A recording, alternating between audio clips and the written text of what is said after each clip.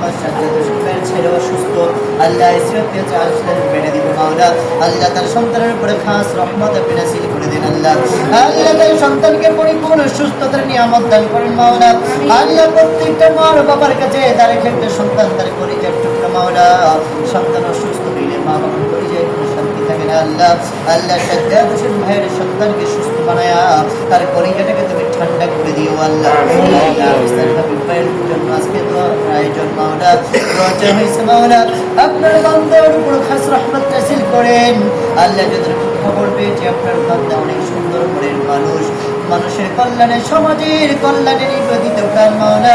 তার উপরে খাস খাস রহমত নাযিল করেন, তার মনের নেক নেক মাদ্রাসা পূর্ণ করেন, তার উপার্জনের মধ্যে বারাকা নাযিল করেন, হাজার উপার্জনে আপনার বরকত দান করে দিয়েন আল্লাহ।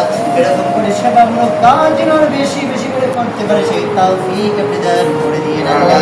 খাস করে ইসমাইল ফাউন্ডেশনের প্রত্যেকটা স্বেচ্ছাসেবক ভাইদের আয়োজনে আল্লাহ গ্রামীণ এলাকায় অনেক সেবামূলক কাজ চলতেছে মাওলা। ইসমাইল ফাউন্ডেশনকে আপনি মেহেরবানি করে কবুল করে নেন।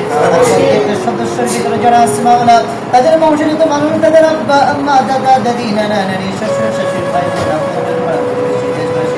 গ্রামবাসী এলাকাবাসী মায়ের বংশের বাবার যত রকম তার করলে চলে গেছে মাওলা, সকলের মুখে মুখে তার হাদিয়াগুলো পৌঁছায় দেন। অন্ধকার মনগুলোকে জান্নাতের টুকরা বানায় দিন আল্লাহ।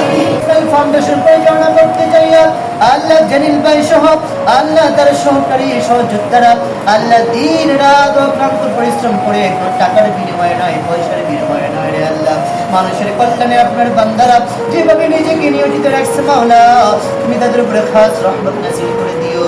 যারা মানুষের ভালো চায়, কল্যাণ চায়, তুমি তাদের জীবনকে তোমার রহমত দিয়ে সাজাইয়া দিও আল্লাহ। আল্লাহ মাহে রমজানের ইজ্জতের বরকতে আল্লাহ সমস্ত আয়োজন মেহেরবানি করে কবুল করে নিও। সাল্লাল্লাহু